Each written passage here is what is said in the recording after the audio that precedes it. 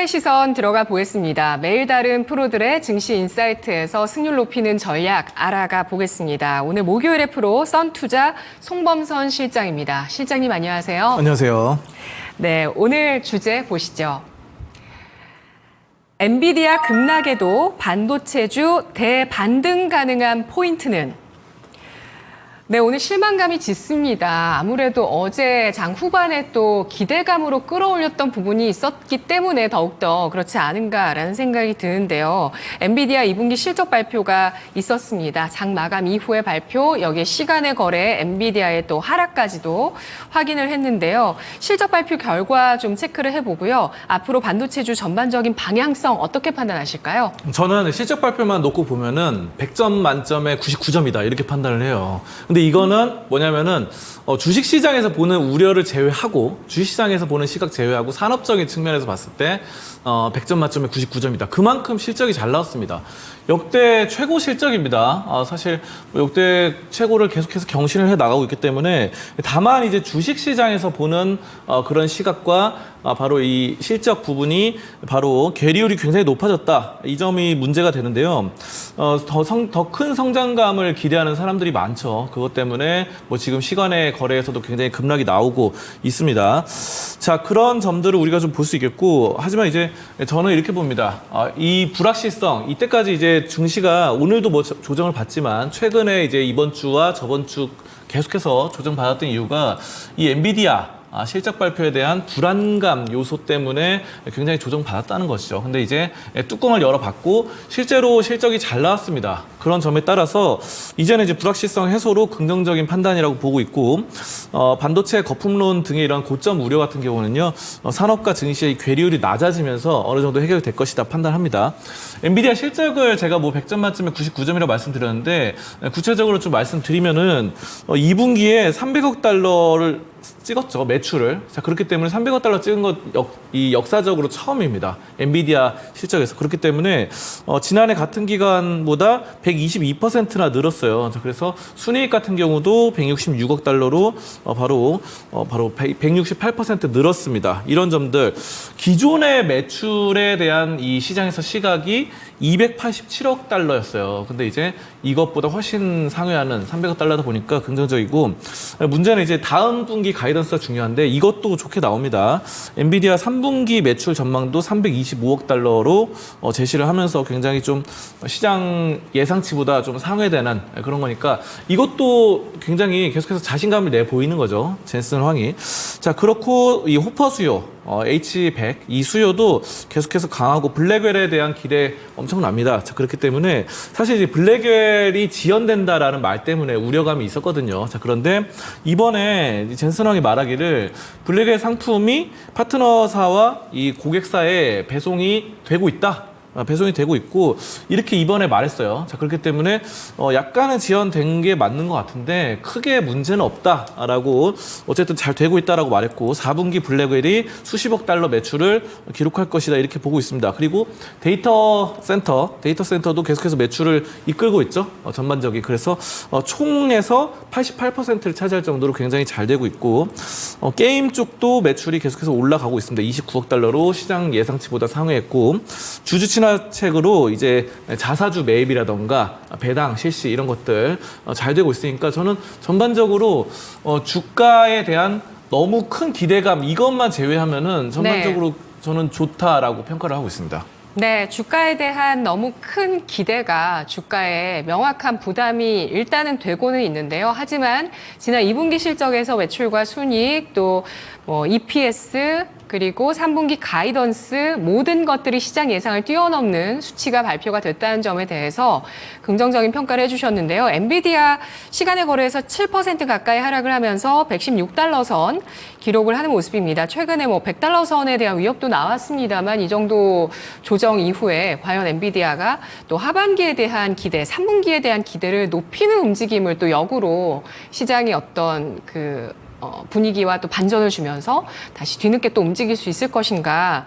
실장님 말씀 들어보니까 이것도 좀 생각을 해봐야 되겠다라는 그런 생각이 드는데요. 최근에 엔비디아 외신에 대한 평가들이 좀 긍정적으로 나왔습니다. 뭐 IB라든지 목표 주가 또 투자 의견 이런 거 긍정적인 낙관론이 좀 많았었죠.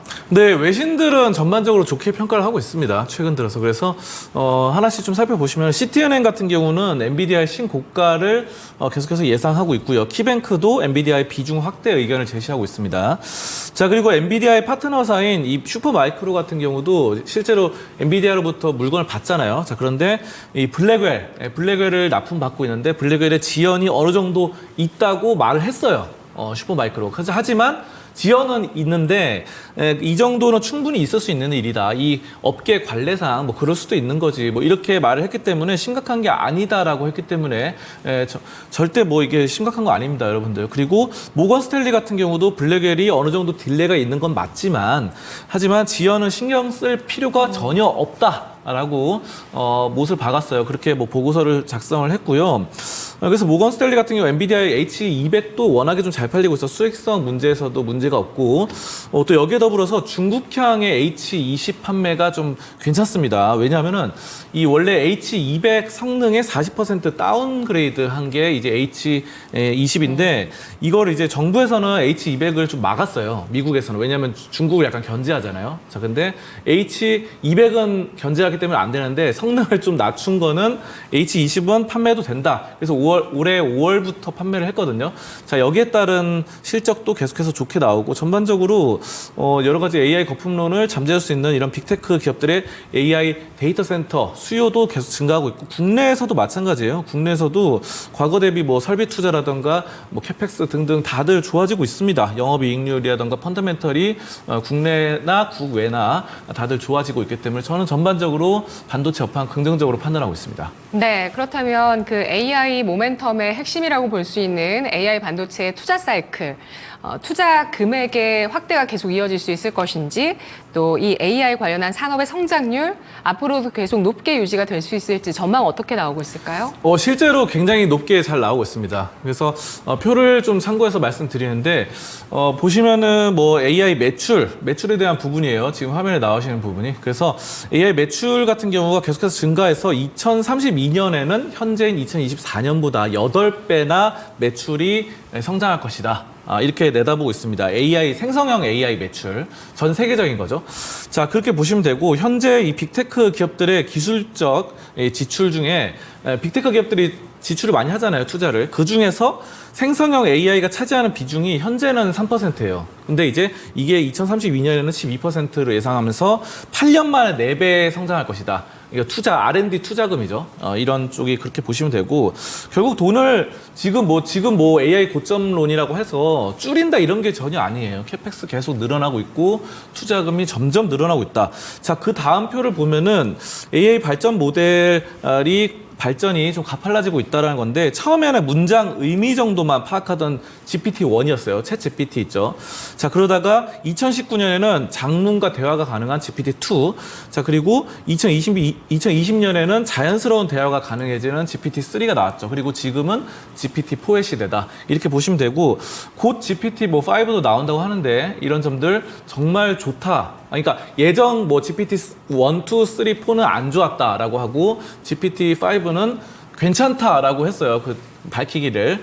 자, GPT 만든 쪽에서. 그렇기 때문에 오픈 AI에서 강한 자신감 내비치고 있고 이 파라미터를 좀 볼 필요가 있겠는데요.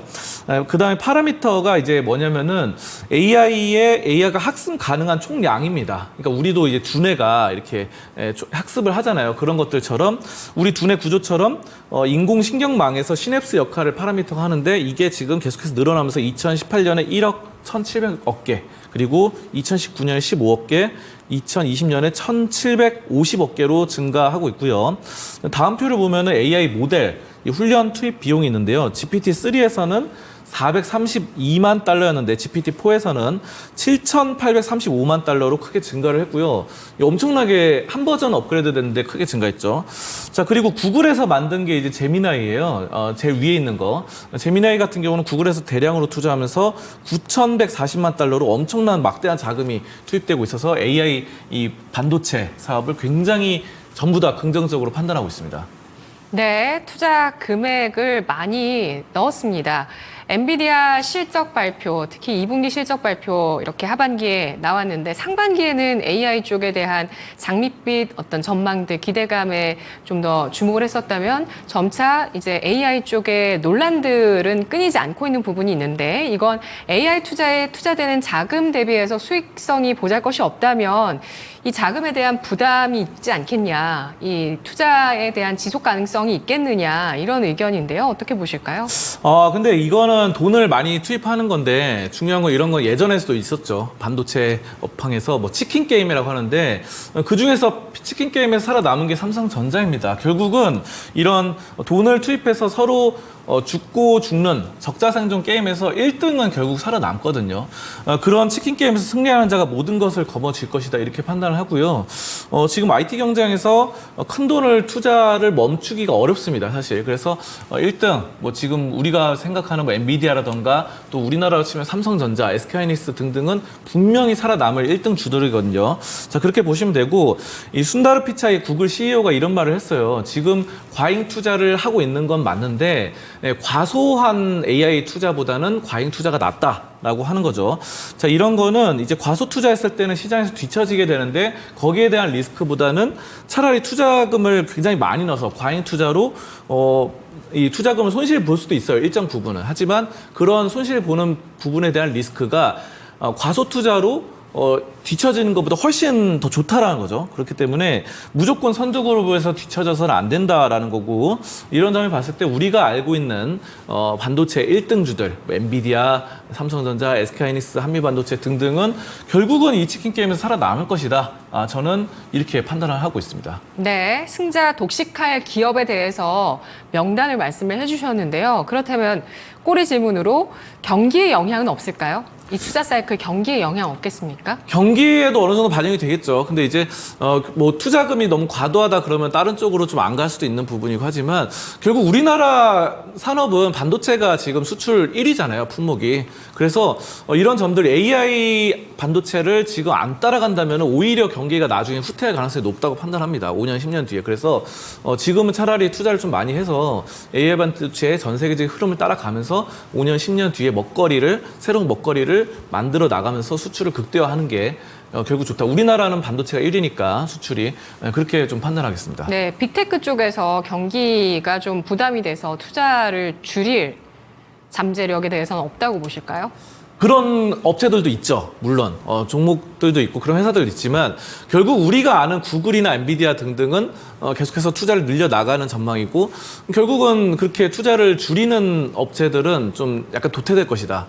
저는 결국은 1등 기업인 구글과 엔비디아 그리고 삼성, 뭐 SK하이닉스 등등이 결국 살아남을 것이고 그들의 주가는 엄청나게 크게 올라갈 것이다. 10년, 20년 뒤에 이렇게 판단하고 있습니다. 알파벳 역시도 매력적이다. 이렇게 네, 그렇죠. 판단을 하시네요. 알겠습니다. 네, 중장기적으로 AI 사이클을 보자라는 의견인데요. 10년 후에 봤을 때는 지금 수준은 낮은 수준일 것이다. 이렇게 판단해 주셨는데 현 시점 반도체주 탑픽은 어떤 쪽일까요? 저는 뭐 아까 전에 몇 가지 종목을 말씀드렸지만 리노공업 또한 이런 반도체 1등주들의 그룹에 속하고 있다라고 판단을 하고 있고요. 리노공업을 오늘 탑픽으로 좀 제시를 하겠습니다. 리노공업 같은 경우는 현재 뭐 굉장히 많이 눌렸어요. 오늘 같은 경우도 4%대 하락이 나오는데 지금 상당히 긍정적입니다. 여러 가지들이 있겠지만 아이폰 16이 9월 10일 날 출시 예정입니다. 그래서 이후에 또 새로운 태블릿 PC들이 또 나오게 되고요. 여기에는 새로운 반도체를 도입하게 되는데 이것을 검사하는 테스트 소켓을 만드는 기업 대장이 리노공업이죠. 자, 그렇기 때문에 주요 매출 이런 걸로 테스트 소켓으로 잡힌다. 근데 중요한 건 이제 9월 10일 날 출시 예정이기 때문에 이미 다 검사를 했을 거예요. 그래서 이 검사 아이폰 16에 대한 검사 이미 다 마쳤을 텐데 이것은 아마 2분기에 마쳤을 것이다. 5월에서 7월 이 사이에. 그렇기 때문에 여러분이 이 매출이 뭐 2분기, 3분기에 잡힐 텐데 3분기에도 어느 정도 잡힐 수 있죠. 자, 그런 것들이 이제는 실적에 점점 반영이 될 것이다. 이렇게 판단을 하고 있고요. 이러한 실수요 이런 것들이 모멘텀을 받고 온디바이스 AI 관련주입니다. 이 리노공업. 그래서 온디바이스 AI를 좀 잠깐 말씀드리면은 이 클라우드에 접속하지 않고 보안 문제에서 안전하고 네트워크 연결 없이 가동되면서 굉장히 속도가 빠른 거죠. 그렇기 때문에 HBM 관련주로서 후속타 앞으로 온디바이스 AI가 또 다시 한번 하반기 때 불어올 것이다 이렇게 판단하고요. 스마트폰 교체 주기가 굉장히 빨라지고 있고 이 반도체 가동률이 회복세에 접어들기 때문에 계속해서 매출과 영업이익률이 좋아지고 있어서 영업이익률이 리노공업은 45%에 달합니다. 엄청난 고성장주죠. 자, 그리고 높은 유보율과 낮은 부채 비율을 갖고 있고 이런 점들 반도체 테스트 소켓이 지금 잘 되고 있어가지고 뭐 사실 뭐 ISC도 있거든요. 제가 저번에도 한번 말씀드렸는데 ISC도 그렇고 리노공업인데 리노공업이 약간 형님격이에요. 그래서 현재 반도체가 좀 많이 눌려 있는 상황에서는 제가 1등주가 좀 잘 간다 그랬잖아요. 그래서 리노공업이 결국은 좀 살아남을 것 같고 여러 가지 의료기기 부품, 초음파 진단기 이런 것도 합니다. 그래서 다양한 확장성을 갖고 있는 게 리노공업이다. 가격적인 전략을 말씀드리면요. 지금 19만 원 선이에요. 19만 1,000원 정도인데 19만 1,000원 전후로 매수를 하시면 좋을 것 같고요. 자, 그리고 목표가는 23만 5천 원 잡으시면 좋을 것 같습니다. 자, 그리고 손절가는 15만 원 선으로 잡아보시면 좋겠고 23만 5천 원이 여기 정도입니다. 여기. 그렇기 때문에 얼마 높지 않가도 결국 이렇게 수익을 챙길 수 있는 부분이다. 저는 리노공업을 오늘 가장 탑픽으로 꼽도록 하겠습니다. 네. AI 시장 확대 수혜주로 반도체 검사용 소모품을 만드는 리노공업을 짚어주셨습니다. 지난 5월에 고점 30만 9천 원 나왔었고요. 최근에 이번 달에 그 16만 원 선까지 떨어져서 거의 반토막 났다가 지금 주가 회복세를 보여주며 19만 1천 원 선 기록하고 있는 모습인데요. 리노공업 고마진에 테스트 소켓 등을 생산하는 기업 확인을 해봤습니다. 분석 고맙습니다. 감사합니다. 프로의 시선 송범선 실장이었습니다.